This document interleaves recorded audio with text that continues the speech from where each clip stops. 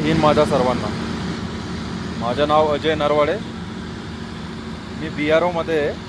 तर मला जे खास करून आर्मीची तयारी करणारा मित्रांना सांगायचं आहे, जसं बऱ्याच जणांचं स्वप्न असतं आर्मीमध्ये जाण्याचं, डिफेन्समध्ये जाण्याचं, किंवा कोणाकोणाचं एज हे होऊन जातं जसं, किंवा मेरिटमध्ये नाही येत, तर त्यांच्यासाठी बेस्ट ऑप्शन असतं म्हणजे BRO हे एक इंडियन आर्मीचाच पार्ट आहे. आणि जे पण स्कीम वगैरे इंडियन आर्मीला लागू आहेत ते सर्व BROला लागू आहेत. ठीक आहे. तर खचून न जाता मित्रांनो, BRO एक अशी म्हणजे आपलं मिनिस्ट्री ऑफ डिफेन्सचा पार्ट आहे की तिच्यामध्ये तुम्हाला टेक्निकल बेसवरती जास्त प्राधान्य दिलं जातं. ठीक आहे.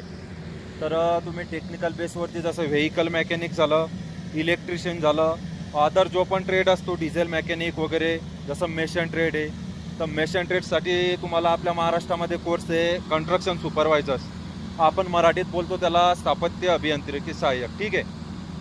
तर तुम्ही हा कोर्स वगैरे करू शकता आणि BROमध्ये जॉईन होऊ शकता. जसं BROमध्ये जॉईन होण्यासाठी तुमची तेच प्रोसेस जाणार जे आर्मीची असते. जसं फर्स्टला तुम्हाला जसं पर्सेंटेज ठीक हवे, जसे तुम्हाला 10वीला किंवा ITIला पर्सेंटेज वगैरे चांगले हवे. जसे तुम्ही जो पण कोर्स करणार तिच्यामध्ये तुम्हाला पर्सेंटेज चांगले हवे आणि 10वीच्या हिच्यामध्ये पण पर्सेंटेज चांगले हवे. त्या बेसवरती तुम्हाला जसे तुम्ही फॉर्म वगैरे ऑफलाईन फॉर्म आवेदन करणार, तुम्हाला ते काय करणार की पर्सेंटेजच्या हिच्यावरती तुम्हाला हॉल तिकीट पाठवणार पेपर्ससाठी. ते झाल्यानंतर तुमची एक्झाम वगैरे होणार. एक्झाम म्हणजे जे तुम्ही कन्स्ट्रक्शन सुपरवायझरचा कोर्स वगैरे करसान त्या बेसवरतीच होणार. म्हणजे ज़्यादा तर कन्स्ट्रक्शनविषयी क्वेश्चन विचारले जाणार थेअरीवरती. काही GKचे क्वेश्चन असतात आणि नॉर्मल मॅथ वगैरे काय जे रिझनिंग वगैरे असतात. ठीक आहे. तर तुम्ही पेपर वगैरे क्लिअर करल्यानंतर मेरिटमध्ये आल्यानंतर तुमचे होणार प्रॅक्टिकल टेस्ट. जसं तुम्हाला दिवार किंवा चिनाईचे प्रकार काय असतात काय नाही सर्व ते तुम्हाला पूर्ण म्हणजे स्टडी करून जावं लागेल. तर सर्व बेसिक स्टडी वगैरे प्रॅक्टिकल तुम्हाला प्रॅक्टिकली काम करून दाखवावं लागणार तिथं.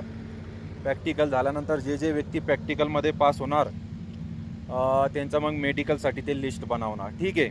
म्हणजे जसं एक्झाम, मेडिकल, एक्झाम, प्रॅक्टिकल आणि तुमचे जे 10वीचे मार्क वगैरे असतील तिच्यावरती ते लिस्ट वगैरे बनवणार. मग नंतर मेडिकलसाठी ते बोलावणार की चला इतके स्टुडंट्स वगैरे क्वालिफाय झाले आहेत. ठीक आहे. मग नंतर तुमचं फायनल सिलेक्शन होणार मेरिटमध्ये आल्यानंतर. तर तुम्हाला एकच ऑप्शन आहे, आर्मीमध्ये न सिलेक्शन होता खचून जाता कामा नये.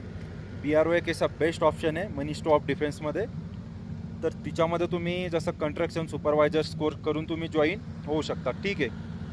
पण त्याच्यासाठी महत्त्वाचं मित्रांनो अभ्यास. मेन तुमची जे